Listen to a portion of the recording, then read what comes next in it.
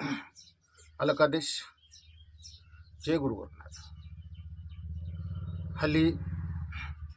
अलीकडील काही साधू संत महात्म्यांनी, गुरुवार्यांनी सिद्धी आणि विद्याच्या नावावरती खूप भ्रांती, खूप अज्ञान पसरवण्याचं कार्य सुरू केलेलं आहे. त्यांचं कार्य सुरूच आहे. मित्रांनो, जो व्यक्ती चिन्ह आणि चमत्कार दाखवतो तो आत्मिक कल्याण, आध्यात्मिक कल्याण,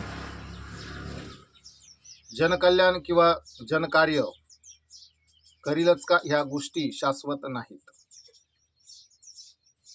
तुम्ही ज्या देखाव्याला, ज्या पैराव्याला बघून त्याच्या चरणी नतमस्तक होता, तो व्यक्ती खरंच निपुण आहे का? गुण संपन्न आहे का? एक सद्गुरू म्हणून घेण्याची पात्रता त्या व्यक्तीत आहे का? हे जाणल्याशिवाय सहज गुरुमार्ग हा स्वीकारू नाही. गुरुमार्ग स्वीकारताना किमान 5-7 वेळेची भेट आवश्यक असते. जो व्यक्ती तुम्हाला माझ्याकडे हे आहे, माझ्याकडे ते आहे, मी साबरीचा, बाबरीचा, बंगाली सगळ्यांचा विद्याधर आहे, माहिर आहे, अशा व्यक्तीकडून जनकार्य कोणत्या पद्धतीने होते हे जाणून घ्या. तो तुम्हाला काय चिन्ह चमत्कार दाखवील त्या गोष्टीवरती विसंबून न राहता जनकार्य खूप महत्त्वाचे आहे. तुम्ही जर एक शिष्य आहात, एक साधक आहात, तर तुम्हाला शक्तिकृपा महत्त्वाची आहे. चिन्ह चमत्कार तुमच्या जीवनामध्ये बदल घडवून आणू शकत नाही.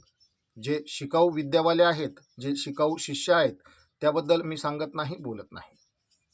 ज्या लोकांवरती शक्तीची कृपा आहे किंवा ज्या लोकांवरती शक्ती कृपा करणार आहे, ज्यांचा संचार हवा वारे अंगात येते, ते घुमतात, अशा व्यक्तींबद्दल मी बोलत आहे, ज्यांना देवाने निवडले आहे. मित्रांनो, साधक त्या व्यक्तीला बोलले जाते की ज्याला देवाने निवडले, ज्याच्या शरीरावरती सवारी येते. जो गुरुकडून क्रिया आणि कार्य करून विद्या शिकतो त्याला साधक म्हटले जात नाही. तो शिष्य असतो, त्याला चेला म्हटले जाते. साधक मात्र इथं शक्तीने निवडलेला असतो. त्यामुळे हा फरक, हा बदल जाणूनच आपण आपली दिशा आणि गुरु निवडावा.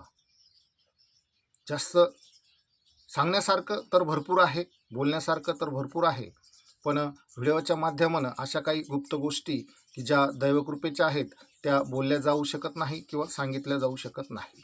त्यामुळे मी त्या सांगणार नाही, बोलणार नाही. अलकादेश, अलक निरंजन. जय गुरु गोरखनाथ.